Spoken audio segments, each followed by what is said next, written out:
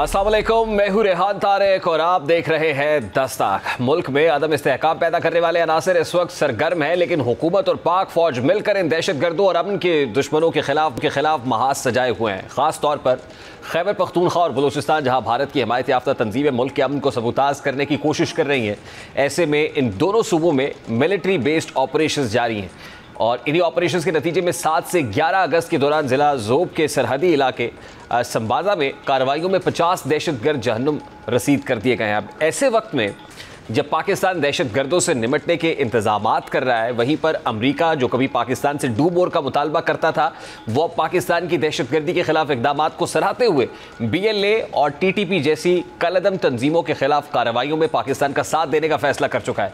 Media reports के मुताबिक इस्लामाबाद में पाकिस्तान और अमेरिका के दरमियान इंसदाद दहशतगर्दी के हवाले से ताज़ा तरीन मुज़ाकरात का दौर मुनक्किद हुआ, जिसमें हर किस्म और हर शक्ल की दहशतगर्दी के खात्मे के लिए मुश्तरका अज़्म का इजहार किया गया। दोनों वफूद ने दहशतगर्दी के खतरात से निमटने के लिए मौसर हिकमत अमली की जरूरत पर जोर दिया, जिनमें BLA, दाइश, खुरासान और तहरीक तालिबान पाकिस्तान शामिल हैं। अब ये कलअदम तंजीमें, जिनके बारे में वाज़ेह है कि ये मुल्क दुश्मन दहशतगर्द तंजीमें हैं, जिन्होंने पाकिस्तान में तखरीबी सरगर्मियों को फ़रोग़ देने का कोई मौका हाथ से जाने नहीं दिया, और अब अमेरिका भी इन तंजीमों के खिलाफ पाकिस्तान का साथ देने को तैयार हो चुका है, जो यकीनी तौर पर पाकिस्तान की आलमी महाज पर भी एक बड़ी फतह है। अब जाहिर है इन कलअदम तंजीमों के खिलाफ अमेरिका और पूरा पाकिस्तान खड़ा है। ऐसे में सवाल ये है कि क्या तहरीक इंसाफ पाकिस्तान के मौक़िफ़ के साथ खड़ी है या नहीं, और ये सवाल इसलिए उठ रहा है क्योंकि हाल ही में तहरीक इंसाफ ने खैबर पख्तूनख्वा में किसी भी ऑपरेशन की मुखालिफत की थी और वज़ीर आला KP के अली अमीन गंडापुर ने वाज़ेह अंदाज में कहा था कि सूबे में विफाक नहीं होने दिया जाएगा। अली अमीन गंडापुर के इस बयान के बाद वज़ीर दाखिला मोहसिन नकवी ने भी सख्त रद्दअमल देते हुए कहा था कि दहशतगर्दी के खात्मे के लिए सूबे में तमाम वसाइल को इस्तेमाल किया जाएगा। यानी हुकूमत की पोजीशन उस वक्त भी क्लियर थी और अब भी वाज़ेह है। तहरीक इंसाफ की मुखालिफत के बावजूद KP में इंटेलिजेंस बेस्ड टारगेट ऑपरेशन हो रहा है, जो इस बात की दलील है कि हुकूमत किसी अंदरूनी दबाव में नहीं आई। खैबर पख्तूनख्वा में अमन व अमान की सूरत हाल बिगड़ रही है। यही वजह थी कि बाजोड़ में कर्फ्यू लगाकर दहशतगर्दों के खिलाफ इंटेलिजेंस बेस्ड टारगेटेड ऑपरेशन करना पड़ा। यानी सूबे के हालात दहशतगर्दी की वजह से बिगड़ रहे हैं, लेकिन KP हुकूमत के हवाले से यह तासुर उभर रहा है कि वो कौमी सलामती के अहम मामलात में रुकावट खड़ी कर रही है। हालांकि तहरीक इंसाफ को चाहिए कि वो मुल्क के वसीतर मफाद को देखते हुए हुकूमत और सिक्योरिटी फोर्सेज से ताउन करे। बहरहाल ऐसा लग रहा है कि तहरीक इंसाफ ने अब भी ऑपरेशन की हिमायत जारी रखी तो सियासी तौर पर उसको नुकसान उठाना पड़ सकता है। और अब तो ये सवाल भी उठता है कि अली अमीन गंडापुर सूबे के उमूर चलाने की बजाय धरनों और एहतजाजों पर तवज्जो मरकूज़ किए हुए हैं और उन्हें सूबे की अमन व अमान की कोई फिक्र नहीं है। यानी तहरीक इंसाफ पर यह इल्ज़ाम लग रहा है कि वो सूबे की आवाम को दहशतगर्दों के रहमो करम पर छोड़ना चाहती है, लेकिन वफाकी हुकूमत का मौक़िफ़ है कि वो सूबे को दहशतगर्दों के सपुर्द किसी सूरत नहीं करेगी। और आज ईवान में हुकूमत ने इंसदाद दहशतगर्दी तरमीमी बिल 2024 मंजूर कराया है, जिसकी मौलाना फजल रहमान ने मुखालफत की है। अब इस मुतालिक पाकिस्तान तहरीक इंसाफ की राय भी लेंगे। अभी एक शॉर्ट ब्रेक लेंगे, अज़ान मगरिब का वक्त है, ब्रेक लेते हैं। ब्रेक के बाद वापस आएंगे। पाकिस्तान तहरीक इंसाफ के रहनुमा भी ज्वाइन करेंगे। इस ब्रेक के बाद हमारे साथ रहेंगे।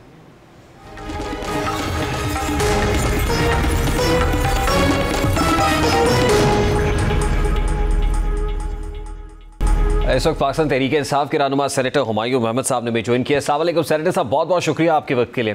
सेनेटर साहब, सबसे पहले तो आपको गंडापुर साहब की प्रेस कॉन्फ्रेंस याद होगी, जिसमें उन्होंने कहा था कि सूबे में किसी भी फेडरल फोर्स को इजाज़त नहीं दी जाएगी कि वो कोई कार्रवाई करे। अब इंटेलिजेंस बेस्ड जो टारगेटेड ऑपरेशन है वो शुरू हो चुका है और 7 अगस्त से 11 अगस्त तक दहशतगर्दों की एक बड़ी तादाद है जिनको जहन्नुम रसीद किया गया, जहन्नुम वासिल किया गया है। पाकिस्तान तहरीक इंसाफ KP गवर्नमेंट सपोर्ट करती है इसको? बिस्मिल्लाहिर्रहमानिर्रहीम, या का नाबुदो या का नस्ताइन। देखिए जी, मुझे नहीं मालूम कि पाकिस्तान जो KP की जो गवर्नमेंट है वो इसको सपोर्ट करती है नहीं करती। कि आप जो गवर्नमेंट के स्पोक्स पर्सन है बैरिस्टर साहब, उनसे पूछिए। He would be able to guide you better than what I do. मुझे चूंकि उसके डिटेल्स नहीं मालूम तो मैं कुछ उस पर कमेंट करने से बेहतर है कि responsible spokes person of PTI Humayun Mohammad साहब, आपसे ज्यादा रिस्पांसिबल कौन है? देखिए उसी रिस्पॉन्सिबिलिटी के लिहाज से तो मैं ये कह रहा हूँ कि उस चीज के ऊपर मैं, जो इतना टची सब्जेक्ट है, इतना इम्पोर्टेंट सब्जेक्ट है, अगर मुझे उसके बारे में ब्रीफिंग नहीं मिली थी, मुझे उसके बारे में डिटेल्स नहीं है तो मैं नहीं कर सकता। लेकिन in general principle Pakistan Tehreek इंसाफ हमेशा से इस किस्म के जो जो ऑपरेशंस हैं, क्योंकि देखिए अगर आप इन ऑपरेशंस की हिस्ट्री देखें, हमने 21-22 ऑपरेशंस कर चुके हैं, हमें उनसे क्या आज तक मतलब क्या इन लॉन्ग टर्म कोई चीज उसे हासिल हुई है? हमें उससे उतना फायदा कभी नहीं हुआ जितना नुकसानात हुए, अगर हम एक्चुअली उसको इवैल्यूएट किया जाए। सो पाकिस्तान तहरीक इंसाफ इन प्रिंसिपली इस किस्म की चीजों से एग्री नहीं करते। सर देखिए, अगर हाई वैल्यू टारगेटेड ऑपरेशन है, इंटेलिजेंस बेस्ड है जी। देखिए मैं बात सुन ले ना, सुन ले। अगर ये हाई वैल्यू टारगेटेड ऑपरेशंस है तो फिर हमें देखना पड़ेगा कि इसका कोलैटरल डैमेज कितना है। अगर कोलैटरल डैमेज इसका सिग्निफिकेंट हो जाता है, फॉर एग्जांपल बाज जगहों पे हम कहते हैं कि या 3% या 4% जो है वो सिग्निफिकेंट नहीं है, लेकिन बाज चीजों के अंदर 1% भी सिग्निफिकेंट हो जाता है। अगर तो इसका कोलैटरल डैमेज सिग्निफिकेंट हो जाता है, जो आपको बजाय प्लस देने के माइनस देना शुरू कर देता है, तो हमें एक सवाल उठाना पड़ेगा, is this right thing to do? देखिए, गंडापुर साहब ने एक भड़क मारी थी सर कि किसी फेडरल फोर्स को इजाजत नहीं होगी, लेकिन अब हो रहा है, जाहिर है रियासत तो डटी हुई है, जो वो करना है उन्होंने वो कर रहे हैं, तो उसमें पाकिस्तान तहरीक इंसाफ रेजिस्ट करेगी, कोई मजाहमत करेगी पीटीआई जैसे कहा गया। और फिर गंडापुर साहब को लेके बहुत से लोगों ने कहा कि गंडापुर साहब अगर इसको रोकेंगे नहीं तो हम उनका घेराव करेंगे या चीफ मिनिस्टर ऑफिस के बाहर धरना देंगे। तो क्या अब प्रिंसिपल पोजीशन में कोई तब्दीली आई है पीटीआई की या नहीं? देखिए मैं अगेन कह रहा हूं, मुझे उसका नहीं पता, वो कर ले, लेकिन मेरा एक सवाल होता है, क्या केपी की हुकूमत रियासत का हिस्सा नहीं है? क्या केपी, जब हम ये बात करते हैं, क्या जैसे 2014 में हुआ था, क्या ऑल पार्टीज कॉन्फ्रेंस नहीं होनी चाहिए और सबको ऑन पेज नहीं लेना चाहिए? आप बेशक करो, सब कुछ करो, लेकिन सबको कॉन्फिडेंस में लेके डिस्कशंस करके फिर करो। इसके लिए एक फोरम बना हुआ है, वो नेशनल सिक्योरिटी कमेटी का फोरम है, जिसमें चीफ मिनिस्टर अली अमीन गंडापुर साहब भी मौजूद होते हैं। तो जाहिर है being chief executive of the province, Gandapur साहब उस पर मौजूद होते हैं और इस तरह की चीजें तो वहां टेबल होती हैं। देखिए, टेबल होने में, डिस्कशन होने में, उसकी अप्रूवल होने में जमीन आसमान का फर्क है। वहां पे प्रेजेंट होने में और उसके ऊपर अपनी ये राय देने में कि हाँ हम एज अ गवर्नमेंट इसके ऊपर वो है, उसके ऊपर देखिए, फर्ज करें मैं अगर हूँगा, अली अमीन की जगह मैं हूँ और मैं इस नेशनल सिक्योरिटी का उसमें काउंसिल में जाके बैठूंगा, वहां पे एक पॉइंट आएगा, मैं उस वक्त इस पोजीशन में नहीं हूँगा कि मैं वहां जाके उसको कहूँ कि यस वी एग्री। मैं उसको कहूँगा let me take it to my parliament. मैं उस पार्लियामेंट में जाके उससे डिस्कस करूंगा, वहां पे जाके करके फिर मैं लेकर आऊंगा, क्योंकि देखिए हर सूबे के अपने एक तरीके होते हैं। हर मतलब पंजाब में जो रहने वाले हैं उनके अपने एक तौर तरीके हैं, सिंध में रहने वालों के अपने तौर तरीके हैं। लेकिन सेनेटर साहब, क्या केपी में दहशतगर्दी एक बहुत बड़ा प्रॉब्लम, बहुत बड़ा चैलेंज और मसला नहीं है? देखिए, दहशतगर्दी हर जगह पे बहुत बड़ा प्रॉब्लम होता है, चाहे वो सिंध में हो, चाहे वो बलूचिस्तान में हो, चाहे वो पंजाब में हो, चाहे वो केपी में हो। लेकिन केपी के तो अपने पार्लियामेंटेरियंस और अपने लोग on the floor of the house ये कह चुके हैं कि रात 8 बजे के बाद आप घर से बाहर नहीं निकल सकते। देखिए मैं बिल्कुल इस बात को मानता हूँ कि करते हैं, लेकिन देखिए बात ही हो जाती है, आप इसके ऊपर, मैं यही तो कह रहा हूँ, इसके ऊपर एक प्रॉपर डिस्कशन होनी चाहिए, वह चाहे वो इन कैमरा डिस्कशन हो या ओपन वो डिस्कशन हो। आप पता तो करें कि ये हो क्यों रहा है, किस वजह से हो रहा है। कहीं से तो ये लोग आए हैं, कुछ तो हो रहा है। बहुत सारी चीजों के ऊपर सवालात दिमाग में आते हैं, उन सवालात के जवाब होने चाहिए, ताकि बड़ा ही एक स्ट्रेट फॉरवर्ड स्टेटमेंट था जिसपे कहा गया कि खुद केपी के जो वज़रा है, कुछ लोग ऐसे जो भत्ता देते हैं, वो कहते हैं हमारे पास ऐसी इंटेलिजेंस भी है, दहशतगर्दों को पैसे देते हैं। सर देखिए, भत्ता तो वहां पे कराची में भी ये कौन है, ये अपने कच्चे के डाकुओं को लोग देते हैं। उन सब चीजों को छोड़ दें। तो कच्चे के डाकुओं के अगेंस्ट ऑपरेशन हुआ ना सर? सुन ले, वो भी एक किस्म के टेररिज्म है ना सर, वो भी तो सारी चीजें हैं, वो भी तो आगे लोगों करते हैं। लेकिन बात ये है, this is a very sensitive subject, इसको पॉलिटिसाइज करने से बेहतर है इसके ऊपर बैठ के प्रॉपर तरीके से गवर्नमेंट टू गवर्नमेंट सबको बुला के बातचीत करें। और मैं ये समझता हूँ ये वो इशू है जिसमें जैसे 2014 में सारी पॉलिटिकल पार्टीज इकट्ठी बैठ गई थी, इसमें भी उस तरह बैठने की जरूरत है। और इसमें सारी पॉलिटिकल पार्टीज की जो टॉप लीडरशिप है उन्होंने बैठना है, क्योंकि बाज़ दफा मैं या अली अमीन गंडापुर हम शायद वो डिसीजन ना ले सके जो इमरान खान ले सकता है। अच्छा सेनेटर साहब, क्या at this point in time Pakistan Tehreek Insaf रियासत से कोई तसादुम अफोर्ड कर सकती है? देखिए, कोई भी पार्टी या कोई भी शख्स रियासत के साथ तसादुम नहीं अफोर्ड कर सकता और करना भी नहीं चाहिए। मतलब रियासत के साथ तसादुम, लेकिन एट द सेम टाइम रियासत को अपनी अवाम के साथ भी तसादुम अफोर्ड नहीं करना चाहिए।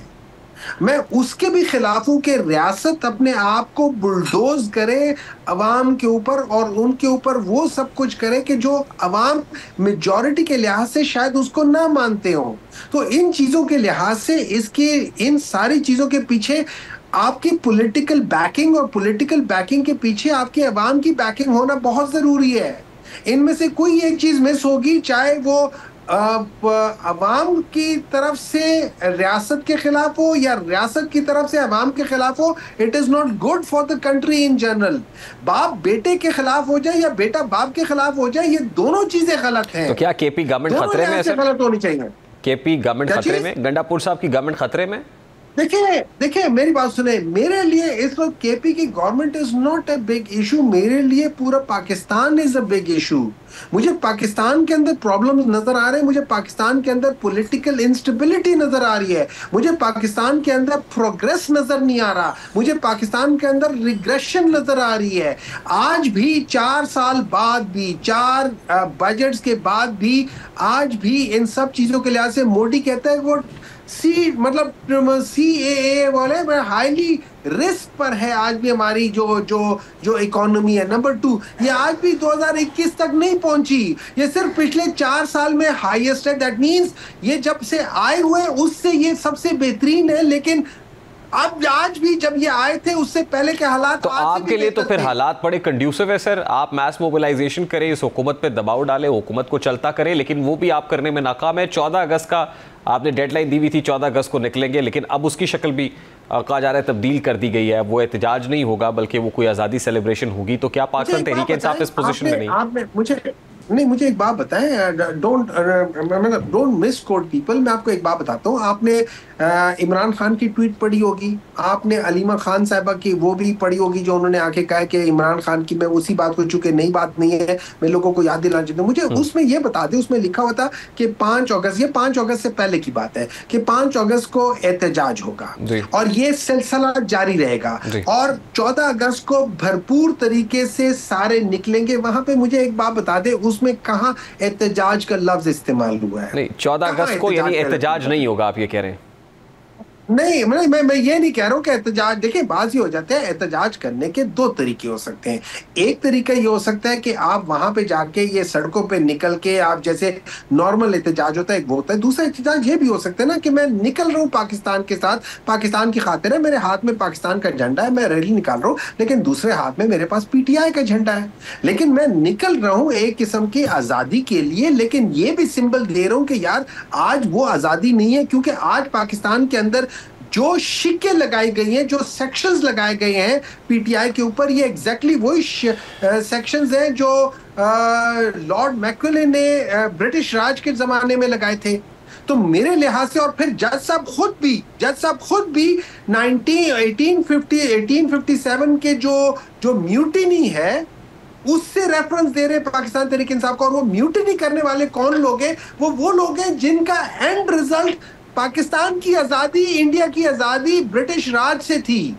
तो वो बेसिकली ये कह रहे हैं कि ये जो वो मतवाले जो थे जिन्होंने 1857 में एक आजादी की चीज स्टार्ट की थी, उसका एंड तो ये आजादी हो गई थी। नंबर 2, सेनेटर साहब आप ये क्या कह रहे हैं? आप इसको कोई जंगे आजादी से ताबीर कर रहे हैं? मतलब आप ये किससे, कोई ब्रिटिश रूल से आजादी लेना चाहते हैं? क्या पाकिस्तान के अंदर विद इन पाकिस्तान कह रहे हैं, पाकिस्तान विद इन पाकिस्तान बनाना चाहते हैं? What are you saying sir? एक मिनट, आपने जो judgment Lahore high court, Lahore जो कोर्ट है, जो ATC कोर्ट है, आपने उसकी जजमेंट पढ़ी है? नहीं, आप उसको अगर नहीं पढ़ी ना, आप उसमें जाके पैरा 28 पढ़ ले, आपको पता चल जाएगा मैं क्या कह रहा हूँ।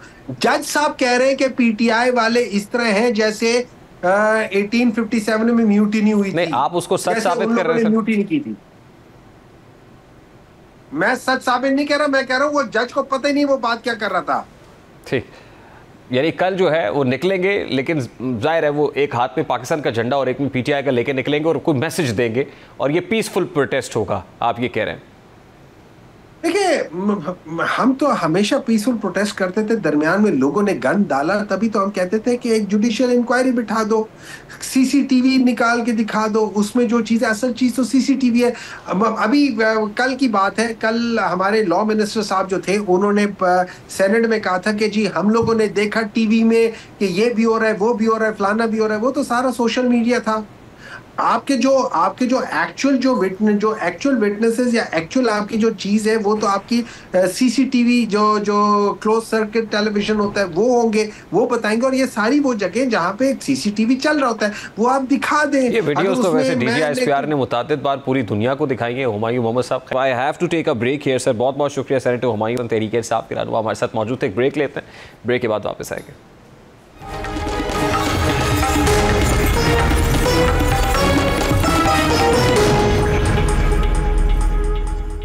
Welcome back. इस वक्त सीनियर सियासतदान मोहम्मद अली दुरानी साहब ने भी ज्वाइन किया। अस्सलाम वालेकुम दुरानी साहब, बहुत बहुत शुक्रिया आपके वक्त के लिए। दुरानी साहब, सबसे पहले तो बीएलए और टीटीपी के अगेंस्ट जो इंटेलिजेंस बेस्ड टारगेटेड ऑपरेशन शुरू हुए हैं, और ज़ाहिर है इसमें अमरीकी जो मावनत है वो एक स्ट्रेटेजिक पार्टनर के तौर पर मौजूद है, इसको किस कॉन्टेक्स्ट में देखा जाए? क्या ये एक नए दौर का आगाज़ है या फिर अमरीका एक बार फिर डू बोर का मुतालबा कर रहा है? बिस्मिल्लाहिर्रहमानिर्रहीम। देखें, इस वक्त जो इंटरनेशनल डेवलपमेंट्स हैं और नेशनल इंटरेस्ट हैं, जहाँ पे वो कोइंसाइड करते हो, तो वहाँ तो यकीनी तौर पर हमें अपने मफादात को ही उसका मसमय नज़र रखना चाहिए। मैं समझता हूँ कि इस वक्त दुनिया भर के अंदर पाकिस्तान ने इस चीज़ के लिए बहुत अवेयरनेस पैदा की है कि हम खुद दहशत गर्दी का शिकार हैं, और हमारे अगेंस्ट जो दहशत गर्दी हो रही है उसमें मुख्तलिफ ममालिक भी इन्वॉल्व हैं, जो कि अपनी दुश्मनी के रास्ते निकालते हैं हमारे खिलाफ। और ये जो ऑपरेशन सिंदूर है, वो इस दहशत गर्दी की शक्ल में जो है वो हमारे खिलाफ चल रहा है। तो मैं इसलिए ये समझता हूँ कि ये तमाम चीज़ें जो है, इनको हम ऑब्वियसली, अभी मैं पिछले दिनों केपी के गवर्नमेंट जो थी, वो भी बहुत ज़्यादा इस सारी सिचुएशन में इन्वॉल्व थी और वो सारे मामला को देख रही थी। तो उनकी जो ऑब्जर्वेशन हमने देखी हैं, वो मतलब वो बहुत ज़्यादा कंसर्न्स थी। वो पब्लिक इंटरेस्ट को भी देख रहे थे, अपने पॉलिटिकल जो उनके एलाइज हैं उनके फीडबैक को भी देख रहे थे, और उसके नतीजे में नेशनल इंटरेस्ट को भी मद्देनजर रखा हुआ था। तो एक पूरा होलिस्टिक एक ऑपरेशन हो रहा था, जो कि तमाम चीजों को इन कंसिडरेशन रखते हुए। बट दुरानी साहब देखिए, we have to fight against a common enemy, और जाहिर है टीटीपी हो या बीएलए हो, ये common enemy irrespective of the fact कि कौन सी पॉलिटिकल पार्टी है, किस पॉलिटिकल पार्टी की गवर्नमेंट किस जगह पर मौजूद है। हमने गड्डापुर साहब की प्रेस कॉन्फ्रेंस भी देखी, और उसमें उन्होंने इस तरह की किसी भी ऑपरेशन की मुखालफत की, और फिर उस पर इंटीरियर मिनिस्टर साहब की ट्वीट हमने देखी, और फिर ज़ाहिर है रियासत जो है इज़ बिहाइंड आवर एनिमीज़, और वो तो ये चाहते हैं कि हर तरीके से इनके पीछे जाया जाए। उसके लिए कैसी भी मशीनरी का, कैसे भी इक्विपमेंट का, कैसे भी इंस्ट्रूमेंट्स का, आर्म्स का इस्तेमाल करना पड़े, वो they are behind those terrorists. तो आपको क्या लगता है कि ज़ाहिर है जब ये प्रैक्टिकली शुरू हो गया है, तो कहीं ना कहीं कोई पॉलिटिकली कोई गवर्नमेंट हारे आएगी, या पॉलिटिकल पार्टी को नागवार गुजर रहा है, या इससे कोई इंस्टेबिलिटी पैदा करने की कोशिश की जा सकती है?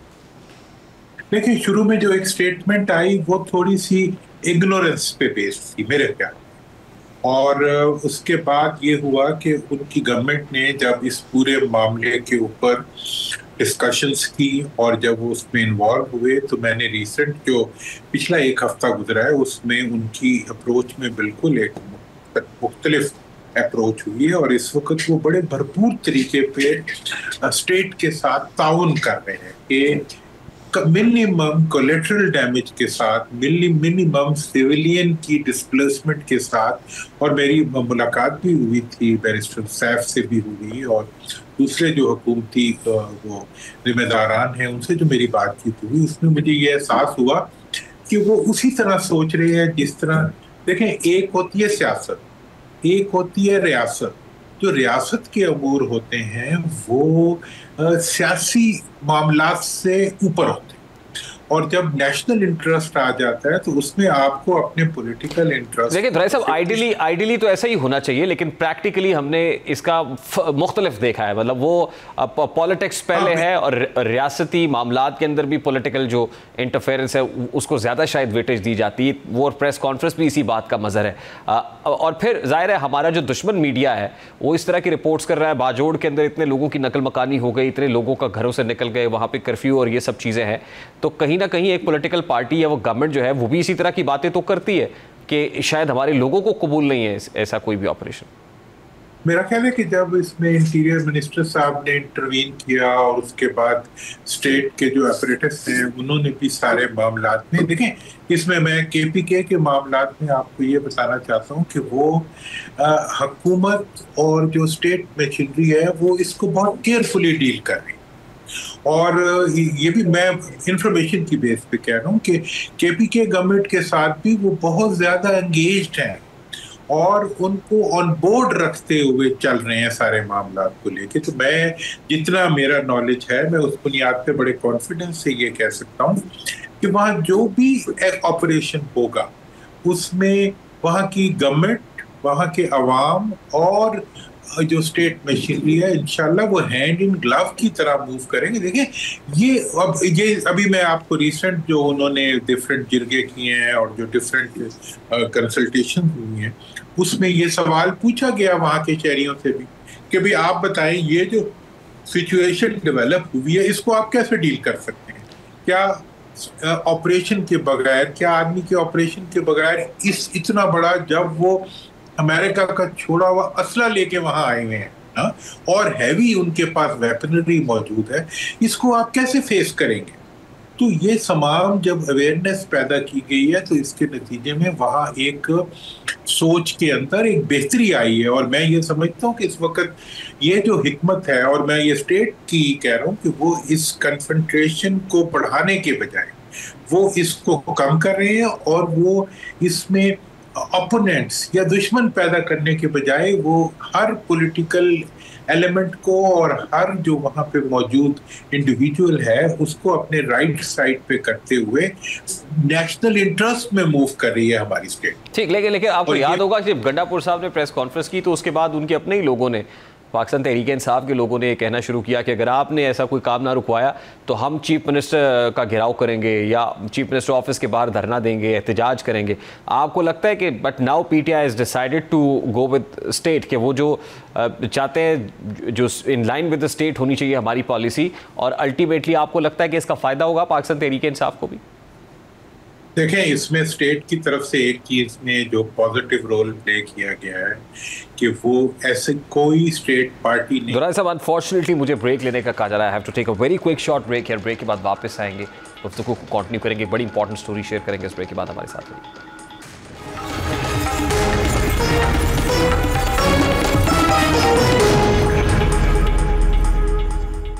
कौमी असम्बली में पेश किया गया फौजदारी कानूनी तरमीमी बिल 2025 खातीन के कानूनी और समाजी तहफ़्फ़ुज़ की समत एक अहम कदम है। इस बिल की बुनियादी रूह यह है कि किसी खातून को गैर मुनसिफाना तौर पर घर से निकालना, ख्वाह वो शौहर करे या घर का कोई और फर्द, एक काबिल सज़ा जुर्म होगा।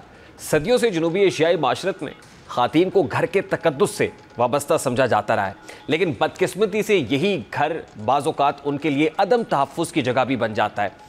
घरेलू झगड़ों या रिश्तों में तनाव के नतीजे में ख़वातीन को अचानक बेदखल करना ना सिर्फ उनकी इज़्ज़त नफ्स को मजरूह करता है बल्कि उन्हें माली, समाजी और नफ्सियाती बहरान में भी धकेल देता है। अब इस बिल की शक्ल में हुकूमत इस रवैये के ख़िलाफ़ वाज़ेह पैगाम दे रही है कि अब इस तरह बेसहारा छोड़ना बर्दाश्त नहीं किया जाएगा।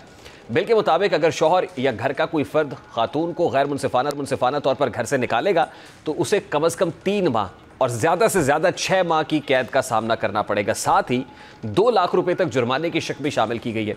ये जुर्माना न सिर्फ मुजरिम के लिए माली बोझ पैदा करेगा बल्कि मुतासरा खातून के लिए कानूनी कार्रवाई के बाद किसी हद तक रिलीफ का बाइस भी बन सकता है।